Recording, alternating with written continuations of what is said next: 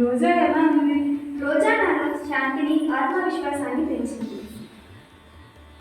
రోజా అంటే ఏంటి? అసలు దేని గురించి మాట్లాడుకుంటున్నారు?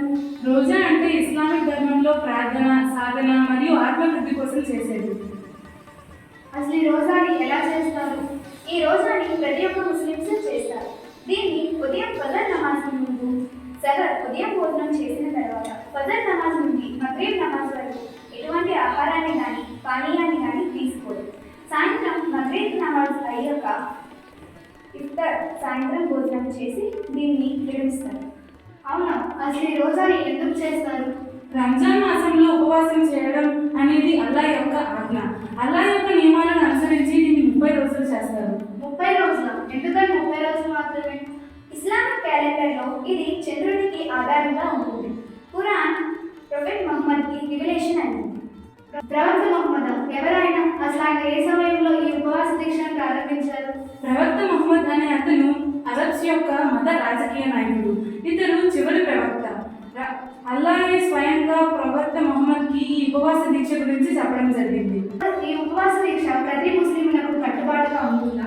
అవును, ఉపవాస దీక్ష ప్రతి ముస్లింలు చేయాలి.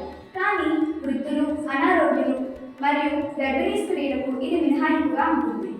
అసలు ఈ ఉపవాస దీక్ష చేయడం వల్ల ప్రయోజనాలు ఏంటి?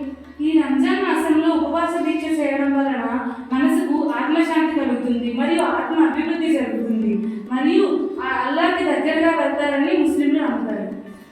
అసలు ఈ ఉపవాస దీక్ష సమాజానికి ఎలా ప్రేరణ కలిగిస్తుంది? ఈ ఉపవాస దీక్ష వల్ల ముస్లిమ్స్లో దయాగుణం, శాంతి, ఆత్మవిశ్వాసం మరియు ఇతరులకి సహాయపడే గుణాన్ని పెంచుతుంది.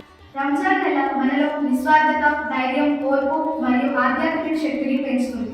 ఈ రంజాన్లో ఉపవాసం ఉండడం వల్ల శరీరాన్ని మాత్రమే కాదు మనసును కూడా శుద్ధి చేసుకోవడం జరుగుతుంది.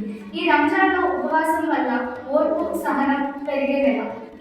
ఈ రంజాన్ నెలలో దానం చేయడం వల్ల ప్రతి దానంలో జీవితాన్ని మార్చవచ్చు.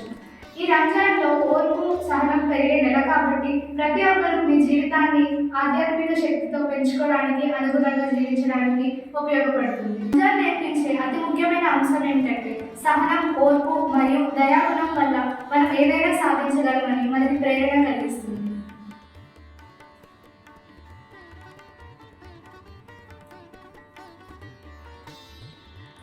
అందరికీ రంజాన్ శుభాకాంక్షలు.